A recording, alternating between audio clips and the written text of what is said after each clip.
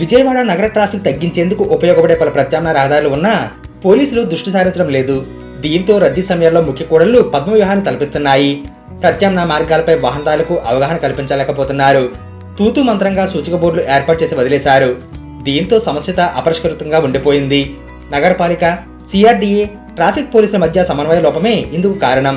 ఉమ్మడిగా సర్వే చేసి పరిష్కార మార్గాలు వెలిగితేనే ఫలితం ఉంటుంది. నోవోటల్ హోటల్ వద్ద పైవంతెన ముగుస్తోంది. దీంతో ఫకీరగూడెం వద్ద వంతెన ఎక్కుతున్న వాహనాలు మహానాడు జంక్షన్ వద్ద బారులు తీరుతున్నాయి. వెరసి 4 వైపులా వాహనాలు పెద్ద ఎత్తున ఆగిపోతున్నాయి. తద్వారా ఈ కూడలు దాటాలంటే కనీసం 15 నిమిషాలు వేచి ఉండాల్సి వస్తుంది.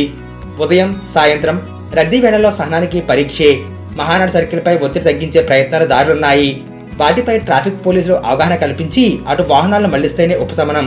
ఇక్కడ నుంచి ఎనికేపాడు వరకు మరో వంతున ప్రతిపాదన ఉన్నా ఎన్హెచ్ఏఐ ఉపసంహరించుకుంది. దీంతో ప్రత్యామ్నాయ మార్గాలపై దృష్టి సారించాల్సి వస్తుంది. అమ్మ కళ్యాణ మండపం నుంచి ఈఎస్ఐ మీదుగా గుణదల వరకు సువిశాల రహదారి ఉంది. దీనిని 2 వరుసలుగా విస్తరించారు.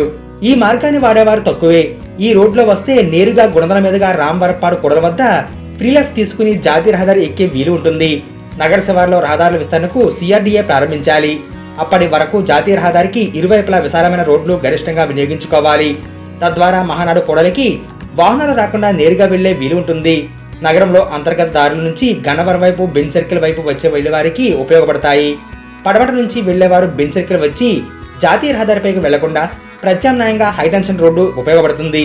ఇది పూర్తి విస్తరణకు నోచుకోలేదు. ఇక్కడ నుంచి బెల్లంవారి వీధి వరకు రోడ్డును పూర్తి చేసి అనుసంధానిస్తే మేలు. ఇవి పూర్తయితే బెంజ్ సర్కిల్ నుంచి రాంవరపాడు వరకు ప్రత్యామ్నాయ మార్గం ఉంటుంది.